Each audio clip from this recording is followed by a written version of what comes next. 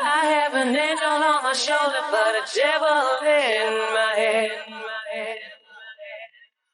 So in the vein of just speaking about transference, and what makes me think, well, what I start to think about is like how to find a therapist like you, because I feel like the struggle I hear from a lot of people is finding a kink-friendly, sex-positive therapist. And is there I mean, other than like just Googling, because it still fails and falls short when you try to look. And normally I think you just find videos where like they're role playing like the therapist. Do you know what I mean?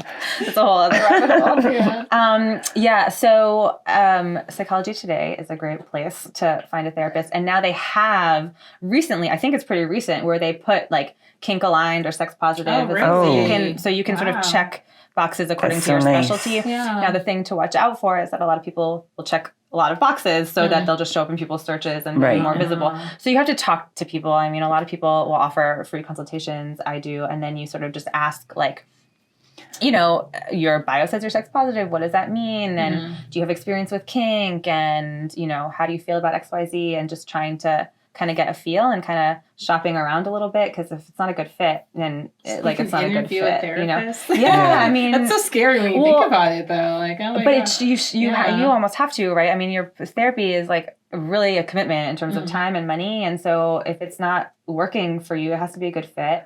And you usually can tell within the first few sessions if it's a good fit or not. A lot of people feel like they have to stick with it, but my advice is like, don't. Like, if you don't feel connected to your therapist in the first like session or two, like, just find someone else. But then on the flip side, sorry, Christina. No, it's okay. But just on the flip side, for a therapist who is saying that they are, who wants to get into it, I also see that, like, some people argue, oh, you have to have a lived experience to understand your clients versus, oh, I watched 50 Shades of Grey and I get it now. Like, I can do this. Totally. I can, therapy you because I get Christian. Yeah. So what would you advise someone who, or I guess, is it wrong to say I want someone who has a lived experience versus someone who just read it in a book? I think it makes a lot of sense that people want to see therapists that they can relate to and that understand where they're coming from. And I think that can make a big difference. And not everybody does. I mean, there are some people that don't want to know anything about their therapist. And there are some therapists who don't disclose at all.